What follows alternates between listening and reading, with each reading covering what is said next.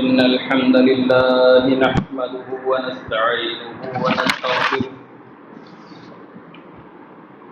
ونؤمن به ونعوذ بالله من شرور أنفسنا ومن سيئات أعمالنا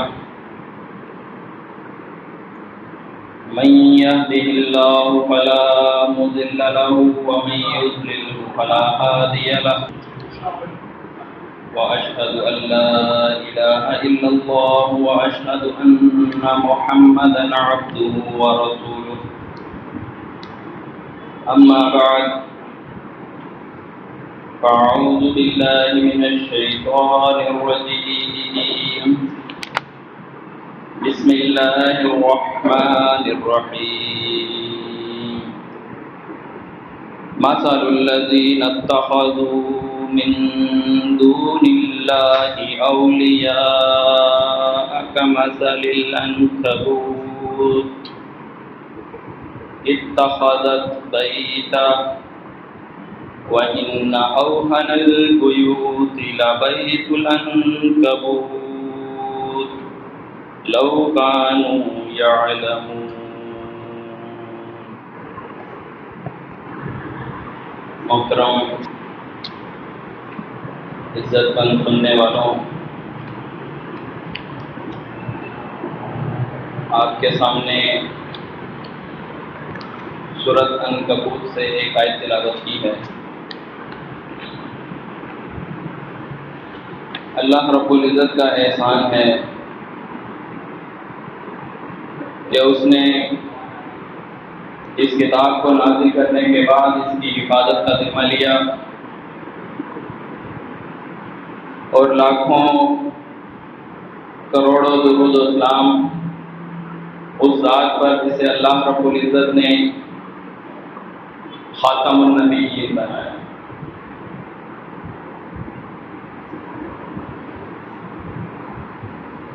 یہ اللہ کی لارے کتاب، اس کے بارے میں اللہ رب العزت نے بیان کیا، فرمایا کہ اللہ نزل احسن الحدیث، کہ بے شک اللہ تعالیٰ نے نازل کیا ایک بہترین کلام۔ پھر آگے اس کی اللہ رب العزت نے صفات کا تذکرہ کیا، بتایا کہ یہ قرآن ایسا ہے کہ اس کے مضامین جو ہیں وہ بار بار دہرائے گئے ہیں، اس کے مطلب کو نمایاں کرنے کے لیے، اس کو ظاہر کرنے کے لیے بے شمار دلائل اللہ رب العزت نے اس کتاب میں دیے۔ بندہ کوئی بات کرتا ہے، کوئی دعویٰ کرتا ہے، تو اپنی بات کو منوانے کے لیے، اپنے دعوے کو ثابت کرنے کے لیے دلیل دیتا ہے، دلیل لوگوں کو فراہم کرتا ہے۔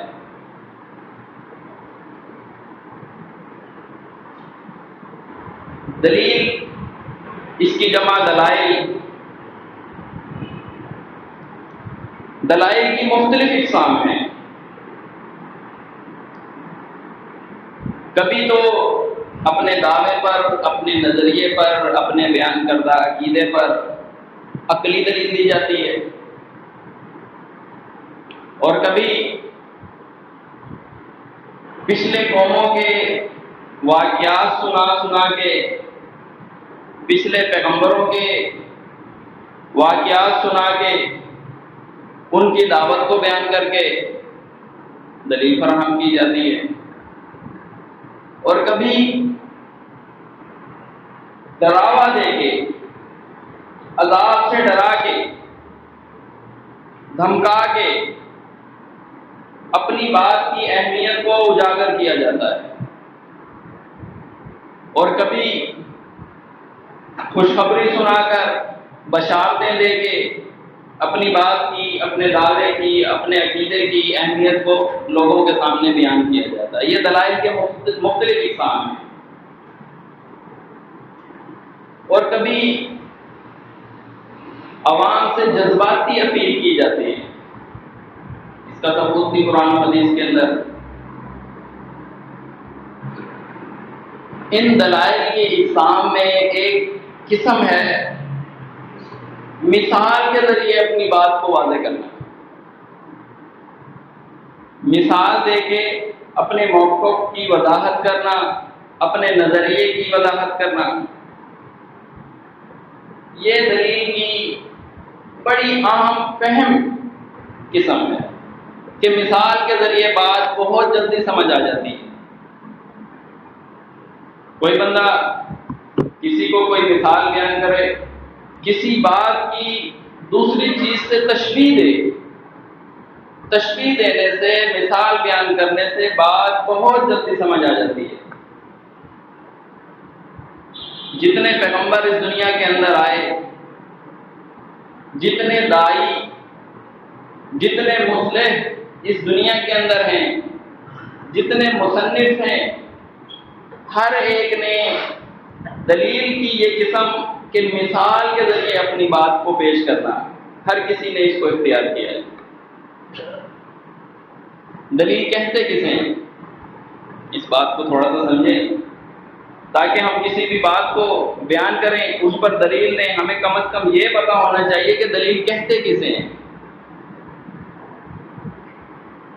دلیل کہتے ہیں کہ جو چیز ہمیں مقصود ہو، جو چیز ہمیں مطلوب ہو، اس تک پہنچنے کا راستہ، جو چیز ہمیں چاہیے ہو، جس چیز کے بارے میں ہمیں علم کرنا ہو، اس کو جاننا ہو، اس تک پہنچنے کے راستے کو دلیل کہا جاتا ہے۔ یہ رہبر ہے، یہ رہنما ہے۔ آپ کہیں گے یہ آپ نے اس کی تعریف کہاں سے کی؟ میں آپ کو قرآن سے دکھاتا ہوں۔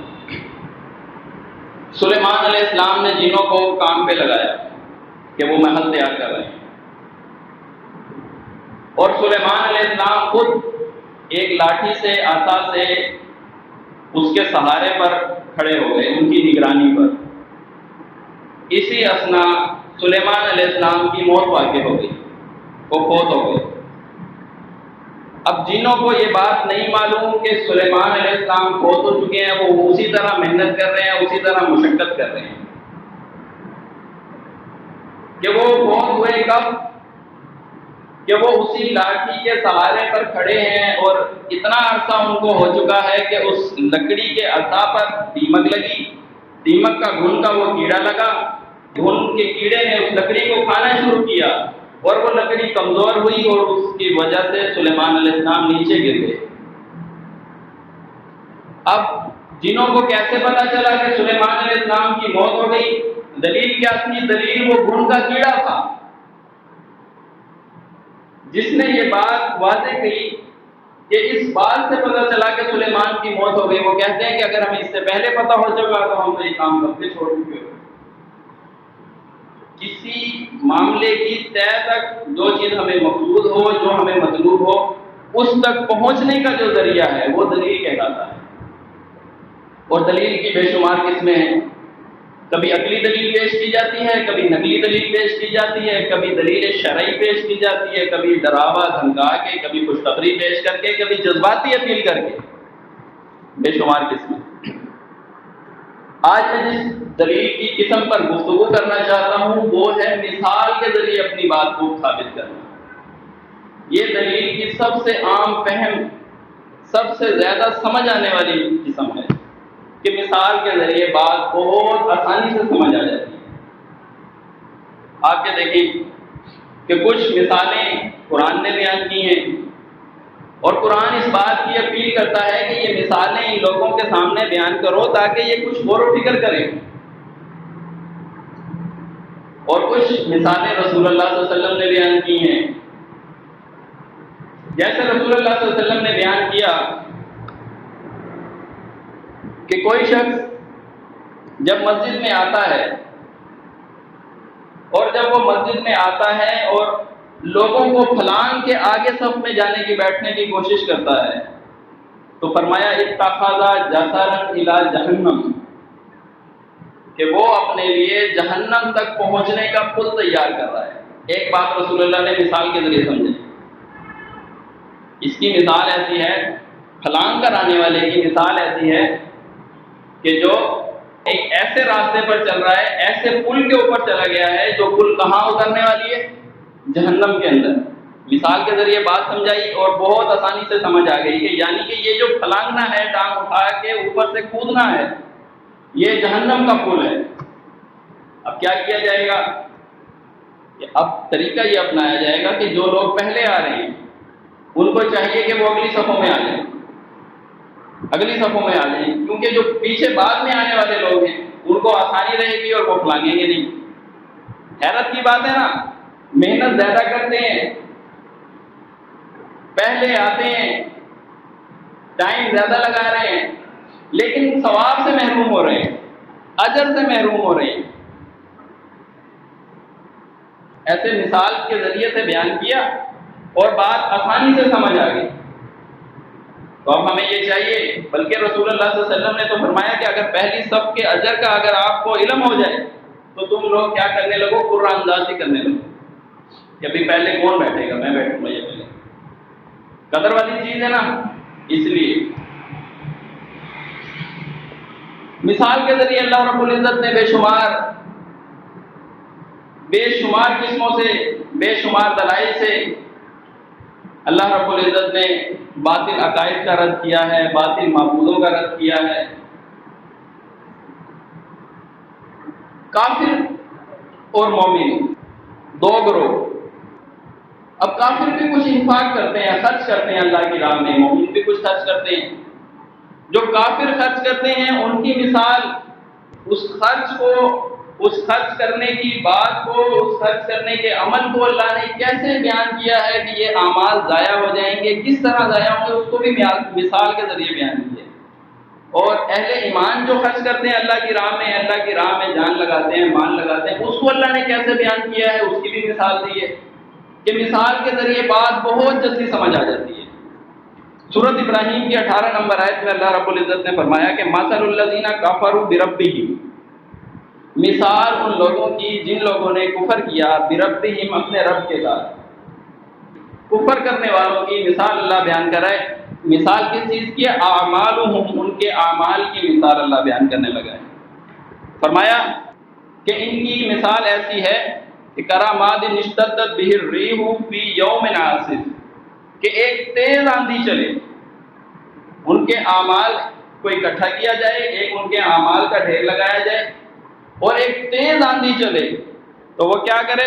اس اعمال کے ڈھیر کو بکھیر کے رکھ دے، جن کا کوئی وزن ہی نہیں، یعنی کہ ان کے اعمال کا وزن نہیں کیا جائے گا، ان کے اعمال کو تولا نہیں جائے گا، اس کے اعمال کو سلا نہیں دیا جائے گا۔ کیا مطلب؟ ان کے اعمال میں وزن نہیں ہے۔ اس کو مثال سے بیان کیا کہ ایک ڈھیر لگایا اور تیز ہوا چلا دی، جس طرح ایک راکھ کا ڈھیر ہو، جیسے توڑی ہوتی ہے اس کا ڈھیر ہو، اور اس کے اوپر تیز ہوا چلا دی جائے تو آپ دیکھیں گے وہ کیسے اڑ جائے گی، اس کا وزن ہی نہیں ہے۔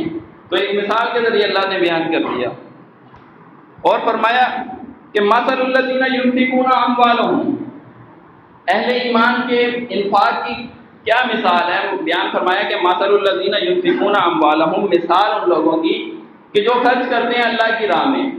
اہل ایمان جو اللہ کی راہ میں خرچ کرتے ہیں ان کی کیا مثال ہے؟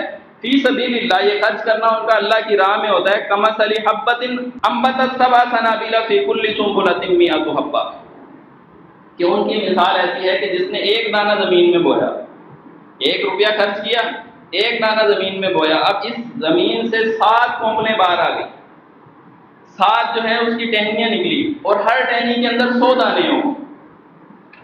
کیا مطلب؟ کہ ایک عمل کیا، 7 گنا تو اس کا ہوا، تو اس 7 میں ہر ٹہنی میں 100 دانے ہوں تو کتنا ہوا؟ 700 گنا۔ اللہ کی راہ میں ایک روپیہ خرچ کیا تو 700 گنا جو ہے اس کو وہ ثواب مل گیا۔ یعنی کہ اللہ تعالیٰ اس کے اعمال کو اس طرح بڑھاتا ہے۔ یہ مثال کے ذریعے اللہ نے بیان کر دیا اور فرمایا کہ واللہ یضاعف لمن یشاء، اللہ تعالیٰ بڑھا دیتا ہے جس کے لیے چاہے۔ اچھا ایمان، اچھی نیت، اچھے اخلاق سے، اور اگر کوئی اس نے کوئی نیک کام کیا، اس کا اخلاق جو ہے وہ اللہ کو پسند آ گیا، اس اخلاص کی وجہ سے اللہ تعالیٰ اس کے اعمال کو بڑھا دے گا۔ واللہ واسع علیم، بے شک اللہ کشادگی والا ہے، علم والا ہے۔ مثال کے ذریعے بات بیان کی۔ کفار کی کیا مثال ہے؟ ان کے اعمال کو جو اللہ کے ہاں پہنچتے ہیں ان کی کیا قدر و قیمت ہے اور اہل ایمان کی کیا قیمت ہے۔ مثال کے ذریعے بات بیان کی، بات بہت جلدی سمجھ آ گئی۔ ایک مثال رسول اللہ صلی اللہ علیہ وسلم نے بیان کی، فرمایا کہ بکریوں کے ریوڑ میں 2 بھوکے بھیڑیے چھوڑ دیے جائیں، وہ 2 بھوکے بھیڑیے بکریوں کے ریوڑ کو اتنا نقصان نہیں پہنچاتے جتنا نقصان یہ مولوی اپنے پیسے کی خاطر دین کو بیچتا ہے، دین کو نقصان پہنچاتا ہے، اپنے مال کی حرص کی وجہ سے لوگوں کے دین کو نقصان پہنچاتا ہے۔ اتنا نقصان 2 بھوکے بھیڑیے بکریوں کے ریوڑ کو نہیں پہنچاتے۔ مثال کے ذریعے سمجھایا، مولویوں کی حقیقت کو واضح کیا، بتایا کہ یہ کون سے لوگ ہیں، یہ کیسے لوگ ہیں، مثال کے ذریعے بتایا کہ 2 بھوکے بھیڑیے اگر بکریوں کے ریوڑ میں چھوڑ دیے جائیں، وہ بکریوں کے ریوڑ کو اتنا نقصان نہیں پہنچائیں گے جتنا نقصان یہ مولوی لوگوں کے دین کو پہنچاتا ہے۔ اس کی حرص ہے، اس کی لالچ ہے، لالچ کی وجہ سے دین چھپاتا ہے، لوگوں کو حق بیان نہیں کرتا اور ان کے دین کو نقصان پہنچتا ہے۔ مثال کے ذریعے بتایا، یہ دلیل کی بہت عام قسم ہے۔ پھر اللہ رب العزت نے مومن اور کافر اس میں جو ایک فرق ہے نا اس کو بیان کیا ہے، سورہ نحل کی 75 نمبر آیت کے اندر مثال کے ذریعے سمجھایا ہے۔ بڑا ایک عام فہم گفتگو ہے، عام فہم واضح ہے کہ ہر کسی کو سمجھ آنے والی بات ہے کہ مثال کے ذریعے بات سمجھ آ جاتی ہے فوراً۔ اللہ فرماتا ہے ضرب اللہ مثلا عبدا مملوکا، کہ اللہ ایک مثال بیان کرتا ہے۔ ضرب اللہ مثلا، اللہ ایک مثال بیان کرتا ہے۔ کون سی مثال ہے؟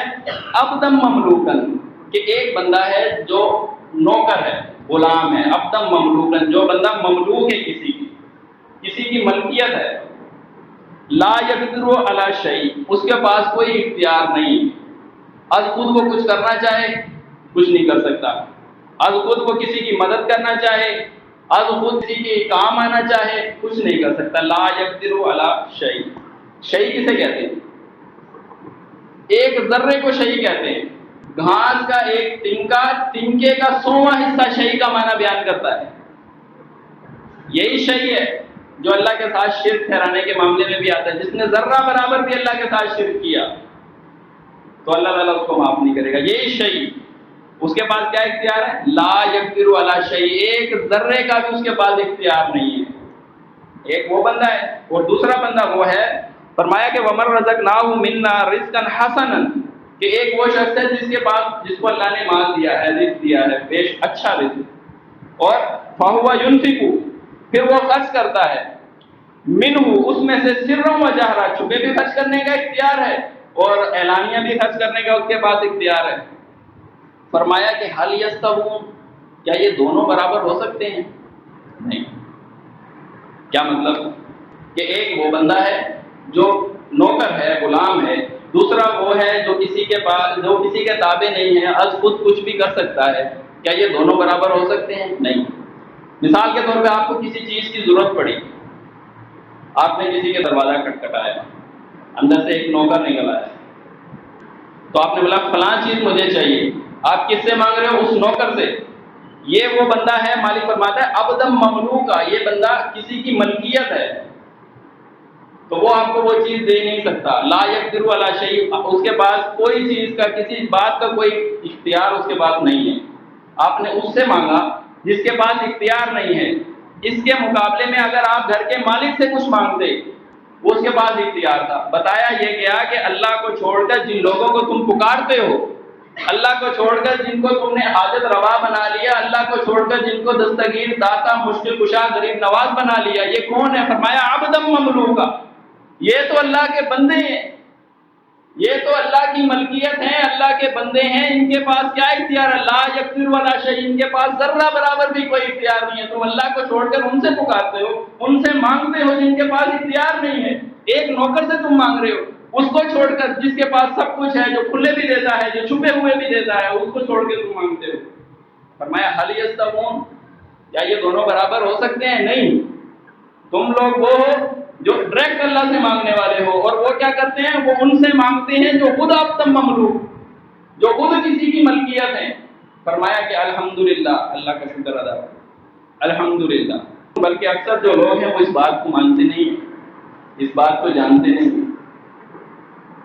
مثال کے ذریعے بات بیان کی، فوراً سمجھ آ گئی، بھائی جن سے تم مانگ رہے ہو وہ تو خود کسی کی ملکیت ہے، جن سے تم مانگ رہے ہو وہ تو خود کسی کی ملکیت ہے، دے نہیں سکتے۔ لا یقدر علی شیء، کسی چیز کا اختیار نہیں۔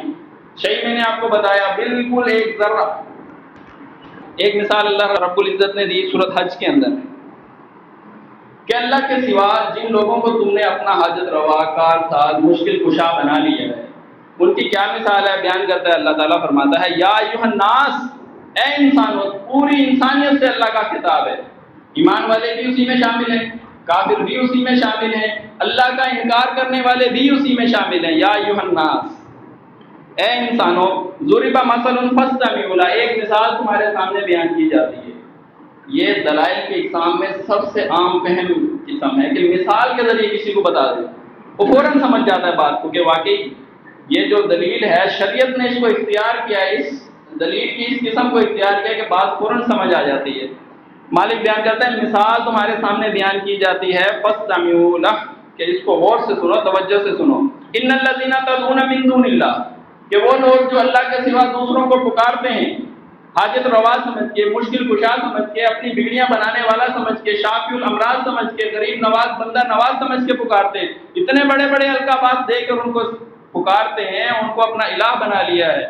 مالک بیان کرتا ہے لن یخلقوا ذبابا، وہ تو ایک مکھی بھی پیدا نہیں کر سکتے، مثال کے ذریعے بیان کیا، وہ تو ایک مکھی بھی پیدا نہیں کر سکتے۔ اب کچھ لوگ اس بات پہ اعتراض اٹھاتے ہیں، وہ قرآن کے اوپر اعتراض اٹھاتے ہیں کہ یہ قرآن جو ہے وہ اللہ کی طرف سے نازل نہیں ہوا، کیوں؟ جو اس میں مثالیں بیان کی ہیں، کبھی مچھر کی مثال ہے، کبھی مکھی کی مثال ہے، کبھی گدھے کی مثال ہے، کبھی شیر کی مثال ہے، یہ اگر اللہ کی طرف سے نازل ہوتا تو اس کے اندر اعلیٰ مثال ہوتی۔ یہ اعتراض انہوں نے قرآن کے اوپر اٹھایا۔ اسی سے آگے اللہ تعالیٰ نے بیان کیا کہ اللہ تعالیٰ شرماتا نہیں ہے کسی مچھر کی مثال بیان کرے یا کسی اور حقیر، اس سے بھی حقیر چیز کی، مچھر سے بھی حقیر چیز کی اللہ تعالیٰ اگر مثال بیان کرے تو اللہ شرماتا نہیں ہے۔ پھر اسی سے آگے اللہ نے فرمایا کہ اللہ اسی قرآن سے کسی کو ہدایت دے دیتا ہے اور کسی کو گمراہ کر دیتا ہے، اور پھر گمراہ وہی ہوتے ہیں جو فاسق ہوتے ہیں، جن کے دلوں میں ٹیڑھ ہوتی ہے، جن کے دلوں میں کجی ہوتی ہے۔ یعنی کہ چھوٹی مثال بھی ہے، وہ ہمارے ہاں چھوٹی ہے نا، اللہ کے ہاں تو چھوٹی نہیں ہے۔ یہ مکھی ہمارے ہاں حقیر ہے، بنایا اس کو اللہ نے، کتنی چیزیں اس کے اندر فٹ کی ہیں۔ مالک بیان فرماتا ہے لن یخلقوا ذبابا، ایک مکھی تک پیدا نہیں کر سکتے۔ مکھی پیدا کرنی پڑے گی، اس کی آنکھیں بنانی پڑیں گی، اس کا دل دماغ بنانا پڑے گا، اس کے پر بنانے پڑیں گے، اس کی ٹانگیں بنانی پڑیں گی، دماغ جب بنانا پڑے گا اس میں بیجا فٹ کرنا پڑے گا، آنکھیں جو بنانی ہوں گی اس میں بصارت رکھنی ہوگی، سماعت رکھنی ہوگی کانوں میں، اور پروں کے اندر اڑنے کی طاقت رکھنی ہوگی، اس کا بیلنس، ساری چیزیں اتنا۔ مالک بیان فرماتے ہیں لن یخلقوا ذبابا، ایک مکھی پیدا نہیں کر سکتے۔ فرمایا کہ وَلَوِ اجْتَمَعُوا لَهُ، جن کو تم پکارتے ہو، حاجت روا، مشکل کشا، داتا دستگیر سمجھ کے جو القاب تم نے اپنے اکابرین کو دیے ہیں، وَلَوِ اجْتَمَعُوا لَهُ، کہ اگر یہ سارے اکٹھے ہو جائیں اور يَسْلُبُهُمُ الذُّبَابَ شَيْئًا، یہ وہی شیء کہ ایک ذرہ برابر مکھی کوئی چیز ان سے لے جائے، یہ لے جائے، یہ میں نے مانا کیا ہے، یہ بالکل غلط مانا ہے۔ مکھی ان سے کوئی چیز لے جائے، یہ غلط مانا ہے بالکل۔ یسلب، اس کا مطلب ہے کھینچ لینا، کوئی چیز طلب کر لینا، چیز کسی سے کھینچ لینا زبردستی، یسلب، یہی اللہ تعالیٰ نے مانا بیان کیا۔ فرمایا تھا کہ اللہ اگر تمہاری بصارت یسلب، کھینچ لے، طلب کر لے، یہی یسلب ادھر بیان کیا، اگر مکھی ان سے کوئی چیز کھینچ کے لے جائے، فرمایا کہ لا یستنقذوہ منہ، وہ اس سے چھڑا نہیں سکتے۔ مکھی بنانا تو بہت دور کی بات ہے، ایک ذرہ سا اس سے جو وہ لے کر گئی ہے اسے چھڑا نہیں سکتے۔ فرمایا کہ ضعف الطالب والمطلوب، مانگنے والا بھی کمزور ہے، جس سے مانگا جا رہا ہے وہ بھی کمزور ہے۔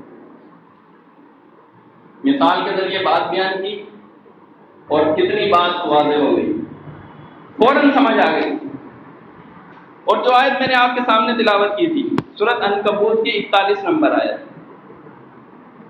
اس میں بھی اللہ نے ایک مثال دی، بیان فرمایا کہ مثل الذین اتخذوا من دون اللہ اولیاء کمثل العنکبوت، کہ مثال ان لوگوں کی کہ جن لوگوں نے بنا لیے من دون اللہ، دون کہتے ہیں نیچے کو، دون کہتے ہیں نیچے کو، من دون اللہ اللہ کے نیچے، یعنی کہ اللہ کے علاوہ جتنی چیزیں ہیں، کوئی چیز بھی ہو اللہ سے نیچے کوئی چیز بھی ہو، جن کو انہوں نے بنا لیا ہے اولیاء، اپنا کارساز، اپنا کارساز بنا لیا، حاجت روا سمجھ لیا، مشکل کشا سمجھ لیا، شافی الامراض سمجھ لیا، کوئی ان کو لقب دے دیا۔ مالک بیان کرتا ہے ان کی مثال مثل الذین اتخذوا من دون اولیاء، ان کی مثال کیسی ہے؟ کمثل العنکبوت، ان کی مثال ایک مکڑی کی طرح ہے۔ کیا مطلب؟ مکڑی کی طرح ان کی مثال۔ فرمایا کہ اتخذت بیتا، مکڑی بھی اپنا ایک گھر بناتی ہے، کہ تمام گھروں میں سب سے کمزور گھر جو ہے وہ مکڑی کا گھر ہوتا ہے۔ مالک نے بیان فرمایا لو کانوا یعلمون، کاش کہ یہ لوگ جانتے۔ اب کیا مطلب؟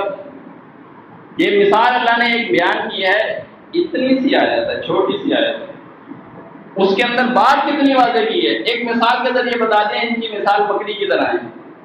اب بندہ سوچے، اللہ نے چیلنج کیا لو کانوا یعلمون، کاش کہ یہ لوگ جانتے۔ یہ کہاں تک پہنچتی ہے مثال؟ یعنی کہ جن لوگوں نے اللہ کے سوا اوروں کو معبود بنا لیا، اوروں کو داتا دستگیر غوث غوث اعظم سمجھنے لگ گئے، ان کی مثال مکڑی کی طرح ہے۔ جس طرح مکڑی کمزور ہوتی ہے نا، اس طرح وہ کمزور ہے۔ اس سے پہلے جو سورۃ حج کی ہے، ضعف الطالب والمطلوب، مانگنے والا بھی کمزور اور جس سے مانگا گیا اللہ کو چھوڑ کے وہ بھی کمزور۔ ان کی مثال مکڑی کی طرح ہے، جس طرح مکڑی کمزور ہوتی ہے نا، اس طرح یہ بھی کمزور ہے۔ اور پھر مکڑی ایک گھر بناتی ہے، وہ سمجھتی ہے میرا گھر بڑا مضبوط ہے، وہ سمجھتی ہے میرا گھر بڑا مضبوط ہے۔ ایک ہوا کا جھونکا آتا ہے، ایک بچہ بھی اگر اس میں تنکا بھی مار دیتا ہے وہ تار تار ہو جاتا ہے۔ یہ گھر کی مثال دلیل کی مانند ہوتی ہے، گھر کی مثال دلیل کی مانند ہوتی ہے۔ مشرک سمجھتا ہے میری دلیل بڑی مضبوط ہے، یہ جو میں نے دلیل بنائی ہے، میرا جو گھر ہے، یہ دلیل جو بنائی ہے میں نے، یہ میرا مورچہ جو ہے یہ بڑا مضبوط ہے، اس کے اندر میں بیٹھا ہوں، یہ میرا گھر ہے، یہ دلیل کی مانند ہوتا ہے، میرا گھر بڑا مضبوط ہے، میری دلیل بڑی مضبوط ہے۔ ایک جھونکا آتا ہے قرآن و حدیث کی، ایک دلیل آتی ہے، وہ گھر کو پارا پارا کر کے رکھ دیتی ہے۔ ان کی مثال مکڑی کی طرح ہے، ایک مثال کے ذریعے بیان کیا۔ دنیا کا کوئی جانور بھی ہو، وہ اپنا گھر بنانے کے لیے، اپنا گھونسلہ بنانے کے لیے، چڑیا ہے، کبوتر ہے، وہ اپنا گھر بنانے کے لیے ساز و سامان باہر سے مہیا کرتا ہے۔ چڑیا کو آپ دیکھیں، گھونسلہ بناتی ہے، گھاس پھوس لے آتی ہے، تنکے لے آتی ہے، دھاگے لے آتی ہے، پنچ اٹھا اس سے اپنا ایک گھونسلہ بناتی ہے، اپنا ایک گھر بناتی ہے۔ یہ مکڑی ایسی چیز ہے کہ جو اپنا گھر بنانے کے لیے باہر سے کوئی ساز و سامان مہیا نہیں کرتی۔ جو جس چیز کا وہ گھر ہوتا ہے وہ اس کا لعاب ہوتا ہے، منہ سے نکلتا ہے، وہ اس کا لعاب ہوتا ہے، منہ سے نکلتا ہے، جس سے وہ مکڑی اپنا گھر بنا لیتی ہے۔ اللہ نے مثال دی، ان کی مثال مکڑی کی طرح ہے۔ کیا مطلب؟ جب یہ کسی موقف کو بیان کرتے ہیں، اس کے اوپر دلیل باہر سے یعنی قرآن و حدیث سے پیش نہیں کرتے، وہ سارا ان کے پیٹ کی باتیں ہوتی ہیں، وہ سارے ان کی منہ کی بات ہوتی ہے، جس کو نکال کے وہ بیان کر لیتے ہیں اور اپنا گھر بنا لیتے ہیں۔ مالک بیان کرتا ہے ان کی مثال مکڑی کی طرح ہے، جس طرح مکڑی گھر بناتی ہے اور تمام گھروں میں کمزور ترین گھر مکڑی کا گھر ہوتا ہے۔ کیوں؟ اس کی جو دلیل ہے وہ اپنے منہ کی باتیں ہیں، قرآن و حدیث سے کچھ نہیں ہے، اس کی دلیل اس کے منہ کی بات ہے، اس کی سوچ ہے، اس کے پیٹ سے اپنے باتیں بنا کے اس نے پیش کر دی۔ اس کی مثال مکڑی کی طرح، مثال کے ذریعے بات بیان کی، واضح ہو گئی۔ چھوٹی سی آیت تھی، کتنی بات واضح ہوئی؟ چھوٹی سی آیت تھی، کتنی بات واضح ہوئی۔ مالک بیان کرتا ہے ایک گھر، مکڑی کا گھر سب سے کمزور ترین گھر ہے۔ اب آپ یہ دیکھیں کہ مثل الذین اتخذوا، جن لوگوں نے اللہ کے سوا، مثال ان لوگوں کی جن لوگوں نے بنا لیے من دون اللہ، اللہ کے سوا اولیاء، کارساز بنا لیے، حاجت روا مشکل کشا سمجھ لیا، اللہ کے علاوہ ان کو رزق دینے والا داتا سمجھ لیا، شفا دینے والا سمجھ لیا، مختلف اقسام کے مختلف قسم کے ان کو القابات دے دیے۔ فرمایا کہ کمثل العنکبوت، ان کی مثال مکڑی کی طرح، کہ مکڑی بھی اپنا ایک گھر بناتی ہے، اور جس طرح کمزور ترین گھر ہوتا ہے نا، تمام گھروں میں کمزور گھر مکڑی کا گھر ہے۔ لو کانوا یعلمون، کاش یہ لوگ جانتے۔ آپ یہ دیکھیں کہ سورۃ جمعہ کے اندر بھی اللہ نے ایک مثال دی ہے، 5 نمبر آیت کے اندر۔ اور اس مثال کے ذریعے کتنی بات واضح کیا. فرمایا کہ مثل الذین، مثال ان لوگوں کی، حملوا التورات، کہ ان کی مثال کیسی ہے کہ جن لوگوں کو ہم نے تورات دی، ثم لم يحملوها، پھر ان لوگوں نے اس کا بوجھ نہیں اٹھایا. جن لوگوں کو ہم نے تورات کا حامل بنایا، ان کا وارث بنا دیا، پھر ان لوگوں نے کیا کیا؟ اس کا بوجھ نہیں اٹھایا. یعنی کہ جو اس کے اندر پابندیاں تھیں، جو اس کے اندر اللہ نے اقدامات بیان کیے تھے، جو تعلیمات ان کو دی تھیں، اس تعلیمات کے اوپر وہ پورا نہیں ہوئے. فرمایا کہ کمثل الحمار، ان کی مثال گدھے کی طرح ہے. فرمایا کہ یحمل اسفارا، ایسے ہے کہ جیسے گدھے نے گدھے کے اوپر کتابیں لاد دی. ان کی مثال گدھے کی طرح ہے، اور ایسی مثال ہے کہ جیسے گدھے کے اوپر کتابیں لاد دی گئی. کیا مثال، کیا مطلب سمجھے؟ کہ جن لوگوں کو کتاب کا علم دیا گیا، کتاب کے ذریعے سے ان کو چاہیے تھا کہ اس کے اوپر عمل کرتے، لوگوں کو اس کی باتیں کھول کھول کر بیان کرتے، اس کو ذریعہ معاش نہ بناتے، تو انہوں نے کیا کیا؟ اس کا بوجھ نہیں اٹھایا. جو اس کے اندر پابندیاں تھیں، اس پابندیوں کو قبول نہیں کیا. اور جب انہوں نے قبول نہیں کیا، اللہ نے فرمایا کہ ان کی مثال کس کی طرح ہے؟ گدھے کی طرح. کہ یہ بھی گدھے کو نہیں پتا ہوتا، گدھے کے اوپر کچھ بھی بوجھ ڈال دو، اس کو نہیں پتا ہوتا میرے اوپر کتابیں لاد دی گئی ہیں، یا میرے اوپر کوئی فرنیچر لاد دیا گیا ہے، یا میرے اوپر کچھ بھی اس کے اوپر لاد دو، اس کو پتہ نہیں ہوتا کہ میرے اوپر مجھے کیا ذمہ داری دی گئی ہے. اسی طرح ان کی مثال ایسی ہے کہ ان کے اوپر کتابیں لاد دی گئی ہیں، کہ کتابوں کا ان کو علم ہے، بس ان کو یہ پتا ہے کہ فلان کتاب میں یہ لکھا ہے، فلان. نصیحت حاصل نہیں کرتے.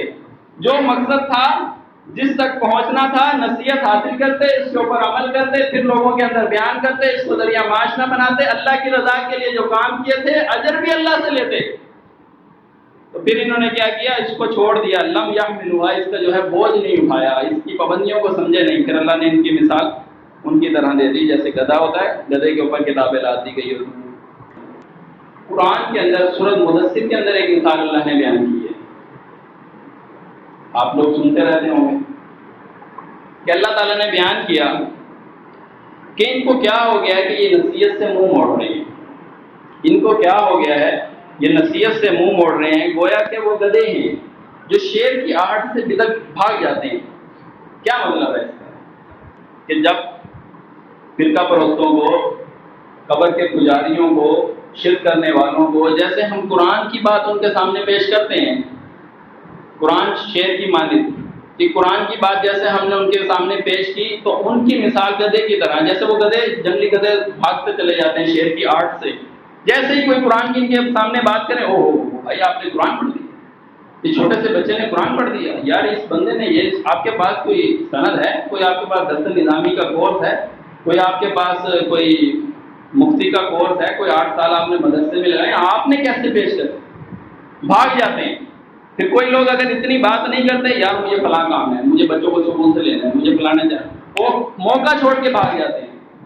جیسے ان کو بتاؤ کہ بھائی آپ کے گلے میں تعویذ ہے، یار مجھے کام جانا ہے، وہ بھائی ہم بات کیا کر رہے ہیں اور آپ کو کام یاد آ گیا. اس کی مثال بیان کی جاتی ہے. انہیں کیا ہو گیا ہے کہ نصیحت سے منہ موڑتے ہیں. فرمایا کہ کأنہم حمر مستنفرہ، کہ گویا کہ وہ بجھے ہوئے گدھے ہیں. جیسے ان کے سامنے شیر کی آہٹ آئی اور فوراً بدک کے بھاگ گئے. آج دیکھیے مسلک پرستوں کو چھوڑ کر جو اہل ایمان ہے، جو دعویٰ کرتے ہیں ایمان، آپ کے ہمارے پاس ایمان ہے اللہ تعالیٰ نے، اور وہ شکر بھی ادا کرتے ہیں کہ اللہ تعالیٰ نے ہمیں ایمان دیا ہے اور ہمیں ایمان کی دولت سے سرفراز کیا ہے، ہمیں حق اور باطل میں فرق کرنے کی کسوٹی دی ہے. وہ سوچیں کہ کہیں دوسرے معاملات میں ہمارے سامنے ایسا تو نہیں ہوتا کہ کہیں ہمیں نصیحت بیان کی جا رہی ہے اور ہم فوراً بھاگ جائیں وہاں سے. کہیں ہمیں سمجھایا جا رہا ہو کہ بھائی فلاں جگہ درس سے یار مجھے کام یاد آ گیا فوراً. ایسا تو نہیں ہوتا. کہیں آپ کے سامنے کوئی بات بیان کی جا رہی ہو، آپ کو سمجھایا جا رہا ہو، نصیحت کے ذریعے نصیحت کی جا رہی ہو، اور اس نصیحت کو آپ قبول نہ کر رہے ہوں اور آپ ایسے بھاگ رہے ہوں جیسے شیر کی آہٹ سے جنگلی گدھے بھاگ جاتے ہیں. کہیں ایسا تو نہیں ہے؟ ضروری نہیں ہے کہ یہ مثال ایک جگہ فٹ ہوتی ہے تو وہیں فٹ ہی رہے گی. یہ قرآن فصاحت اور بلاغت سے بھرا ہوا ہے. جہاں اللہ تعالیٰ نے کہا کہ تم ایسے لوگ ہو جو دنیاوی زندگی کو پسند کرتے ہو اور آخرت کو چھوڑ دیتے ہو، جہاں اس سے یہ بات نکالی کہ بھئی یہ مولویوں کے لیے یہ دنیاوی زندگی کو پسند کرتے ہیں، دین کے ذریعے اس کو کما لیتے ہیں اور آخرت کو چھوڑ دیتے ہیں، یعنی کہ اس کا اجر جو ہے وہ آخرت میں نہیں لیتے۔ یہ ایمان والوں کے اوپر بھی لاگو ہوتا ہے کہ وہ دنیاوی زندگی کو پسند کر لیتے ہیں، آخرت کو چھوڑ دیتے ہیں۔ کیا مطلب؟ جب اجتماعات آتے ہیں، پروگرام آتے ہیں، آگے بڑھنے کا کوئی ان کو موقع دیا جاتا ہے تو پھر کیا کرتے ہیں؟ وہ دنیا کو پسند کر لیتے ہیں، یار ہمیں فلاں وقت کام ہے، ہمیں یہ کرنا ہے، ہمیں وہ کرنا ہے، ہمیں فلانا جائے، 100 کام انہیں یاد آ جاتے ہیں، یعنی کہ وہ بدکنے کا راستہ اختیار کرتے ہیں، ایسی بوتل سی بات کرتے ہیں کہ جس سے ان کو چھٹکارا ہو جائے، وہ ان کے لیے دلیل بن جاتی ہے، کوئی شرعی عذر بن جاتا ہے کہ بھئی میرے بچوں کو سکول سے لینا ہے۔ ایسی بات نہیں ہونی چاہیے۔ مالک بیان فرماتا ہے کہ انہیں کیا ہو گیا کہ یہ نصیحت سے منہ موڑ رہے ہیں؟ فرمایا کہ گویا کہ وہ بھٹکے ہوئے گدھے ہیں جو شیر کی آہٹ سے بھڑک جاتے ہیں۔ تو اللہ سے دعا ہے کہ اللہ رب العزت ہمیں حق بات کہنے اور اس پر عمل کرنے کی توفیق عطا فرمائے۔ وَأَقُولُ قَوْلِي هَٰذَا أَسْتَغْفِرُ اللَّهَ لِي وَلَكُمْ وَلِسَائِرِ الْمُسْلِمِينَ فَاسْتَغْفِرُوهُ إِنَّهُ هُوَ